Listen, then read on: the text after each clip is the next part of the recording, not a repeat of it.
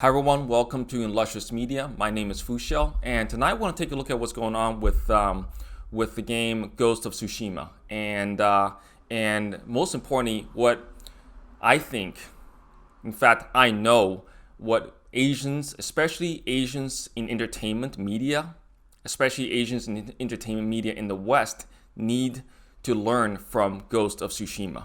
The reason I want to get into this is because it highlights a bunch of, it kind of encapsulates some of the points I've been making in my previous video, why Asians can supersede Hollywood.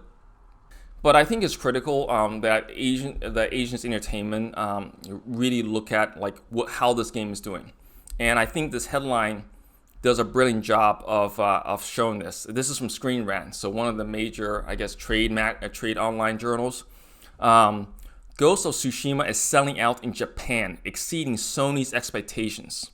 So for those of you who are not aware, this game is made by a game developer company called Sucker Punch. It's based out of Europe. I forgot which particular country, but it doesn't really matter for the points I'm about to make.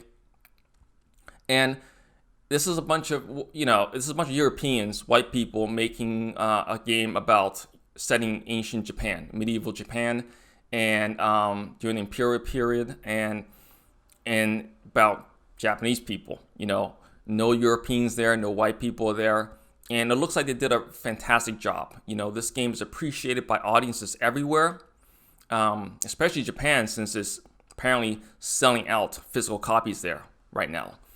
So I wanna make this point, and I want Asians, especially Asians entertainment media worldwide, not just here, but mostly in the West, because that's who's going to be watching this video most likely.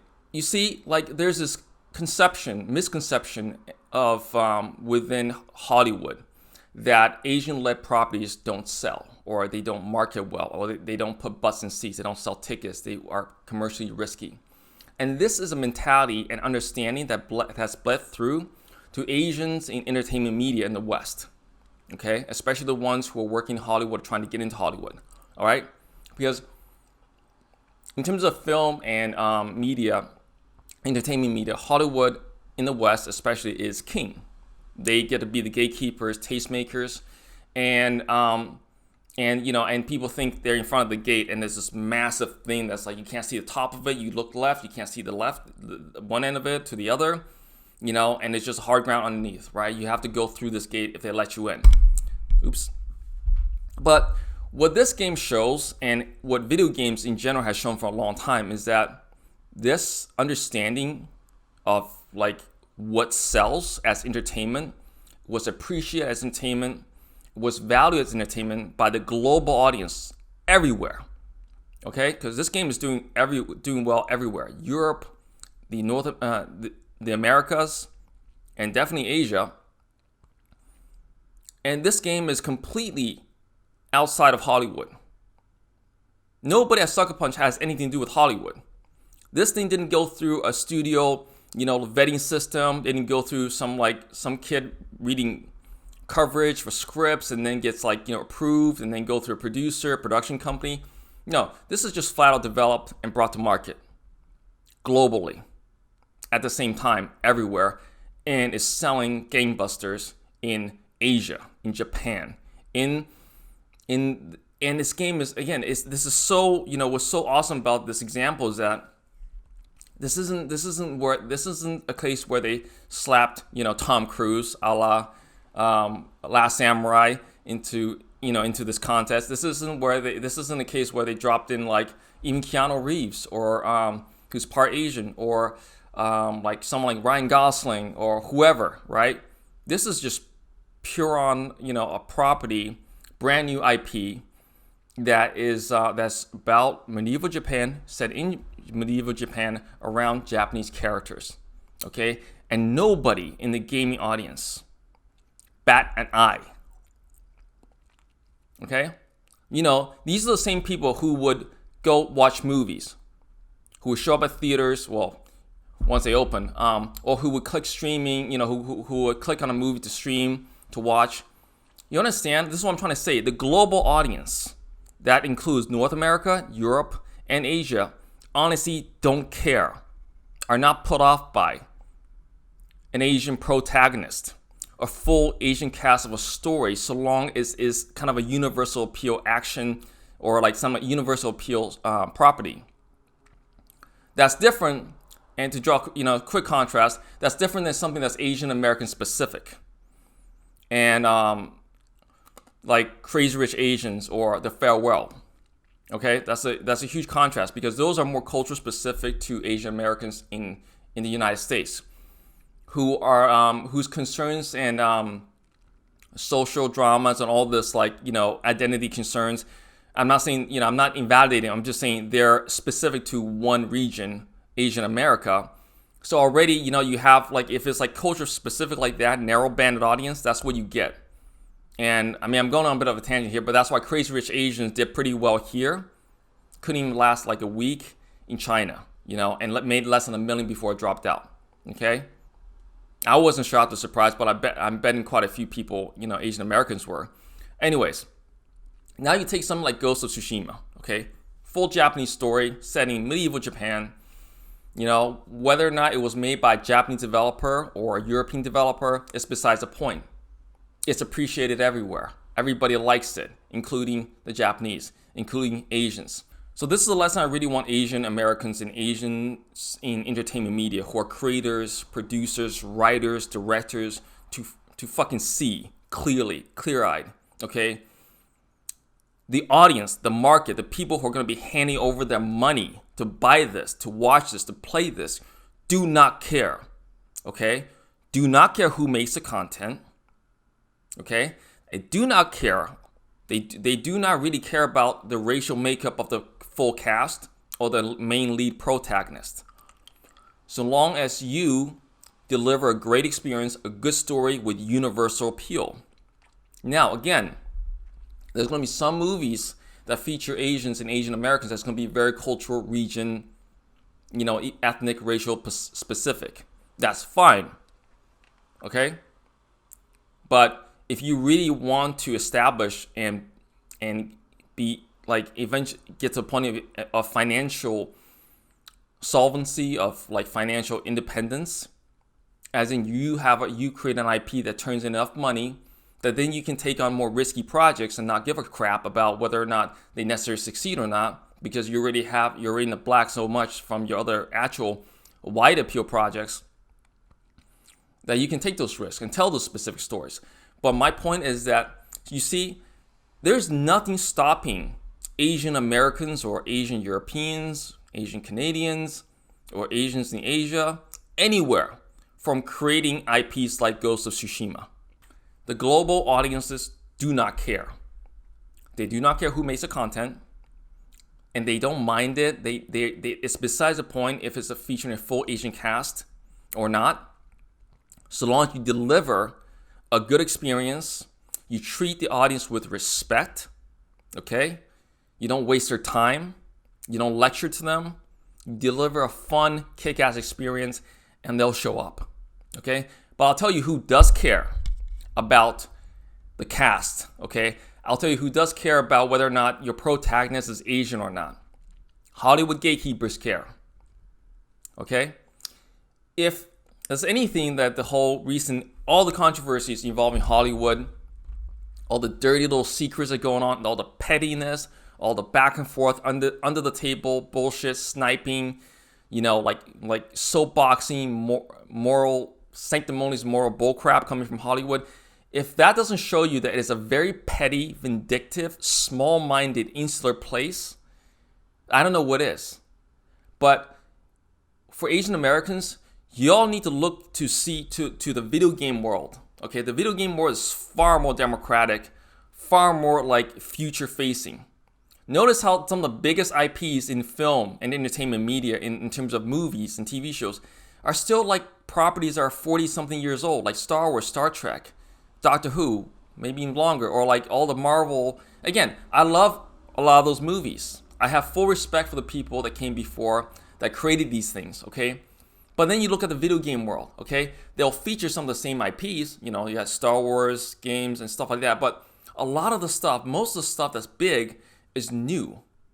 Halo, relatively recent. Well, that's like 20 years now, but Mass Effect, recent, comparatively. And you have Half-Life, all these things that are like big IPs in video games, much newer. They are much more driven to take more risks and be more interesting. I mean, just like, again, to draw another property featuring a full Asian cast. You have Shenmue, which is one of those games. You have Sleeping Dogs, and all these other ones. So, Dynasty Warriors, if you will, that's drawn from, a Japanese-made game, but it's drawn completely from Chinese culture. And you see, like, this is, if you want to know what the global audience cares about, wants, there it is. Okay? Now get to work. You need to get to work to build these IPs, create these things. And then from the get-go, okay, put yourself in there. Do not wait for other people to take a long created IP that's created with a completely different, actor or like actress in mind, and then say, hey, you need to put an Asian in that. It's like, why would you want somebody sloppy seconds, number one? Okay? And I know you guys have the creative chops to do it, to execute yourself. So, you see, this is the point I'm really trying to connect with. If you're an Asian creator in Hollywood or trying to get into Hollywood, or if you're a writer or director, and you're still like, your scripts are getting rejected, you're writing scripts with Asian protagonists, and these companies are just turning it down, or investors are just thumbing their nose at you, keep this in mind, okay? The actual audience, your customer, not the middleman, that is Hollywood, okay? Or your financiers, because they're the middleman. I'm not saying they don't matter at all, but I'm saying the ones that truly matter, the ones that are going to be giving you money and paying money to see and enjoy your work, if it's good, if it connects with the audience, is the audience. And Ghost of Tsushima shows that this audience is worldwide, and they don't have a problem with looking at Asians all day on a screen, so long as they're being delivered an experience, entertainment experience that is enjoyable, that connects with them, that's universal in appeal. Video games are a much more true indicator of the global audience than films, in terms of how Hollywood likes to envision it, okay? And make no mistake, part of the reason Hollywood does what it does is that it likes being the gatekeeper. You understand? There's a power component to all this stuff. So if you're an Asian creator, you should be getting to work creating content like that. And you need to just know and understand that this is going to work, that this will sell, so long as you deliver a good story, a good experience, and just good everything. Just make sure the stuff's good. That's all. And a final note, when you're creating these IPs, and by the way, this is, I target this title, this video towards Asian creators, because I think it drew really well to points to some of the points I made in my previous videos. But really, this is for all IP creators in general who are creating stories, originals, and stuff. If you're going through the trouble of creating something new, something blockbuster in vision, don't just think about it in terms of a movie or a TV show or whatever, because you're putting down the time to develop the world and all this wonderful stuff, okay? Video games dwarf films and TV shows in terms of like revenue. It's a much bigger market. And on top of that, partially it's a much bigger market because, well, it has a lot more wider appeal now. Everybody who's under the age of 40 grew up with video games, or maybe even a bit older than that. So it's got that wide appeal. It's going to give you, so long as you do it right, it's going to give you a lot more bang for the buck. And even if you're creating IP that is, you imagine it as just a comic book or graphic novel or a cartoon show or a TV series or a movie, or just a novel, good old-fashioned novel, just know that, you understand, when people want to invest, or when you are marketing this stuff, even if you don't say it explicitly, you rest assured that if you're going to get money to exploit this to develop it, it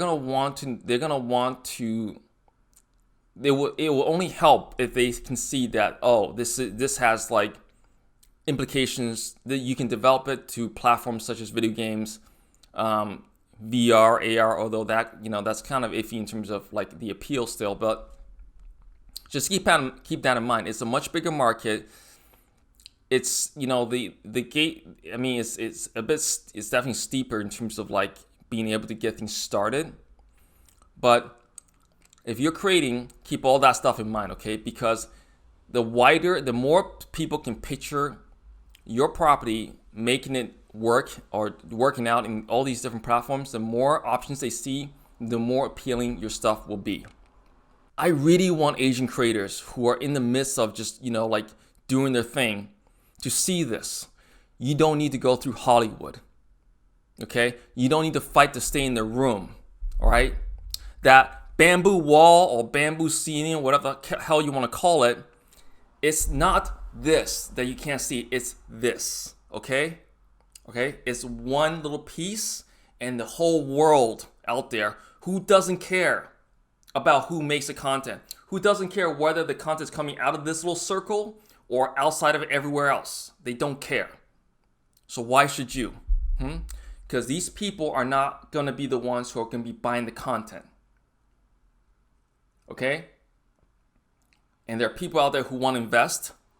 So you just need to show the business case for it. And this is a wonderful example to draw. All right. So again, that concludes my rant on what Asians in entertainment must learn from Ghost of Tsushima. Okay? And get to work. There's nothing to stop you. All right. Anyways, so this is a departure from the last couple of videos I've done. Wow, it's hot. It's humid out here. And if I run the AC, you're not going to hear me. So, but anyways, thank you very much for joining me, guys. I hope you all have a safe evening, great rest of the week. And if you're a content creator, IP creator, again, like I know I target this video towards Asian creators, but this is a great example to draw. But in general, if you're a creator, if you're building, if you're doing something that's outside of the Hollywood system, hats off to you. You don't really, all this stuff will only increase your leverage, okay? I don't mean never work with Hollywood. I mean like, there comes a certain point where it's like, it's just not gonna, you're not gonna get noticed. You see, it's like a whole like weird network in there. And the reason I started Illustrious Media and I'm doing what I'm doing is because I see how much talent that has been excluded, that's been set aside and pushed aside. And people who would otherwise be creating awesome shit have to also basically do completely unrelated stuff just to make ends meet, okay? And so if you're one of those guys, and I'm trying to bring a lot of these guys together that I know and, build something together where we can fund and build and create and connect directly to the audience, hats off to you. Keep going, keep building, all right? And then hopefully our paths will cross and we can work together or something. Anyways, thanks again for joining me. This is Fushio with Illustrious Media. I hope you all have a good night. Thanks.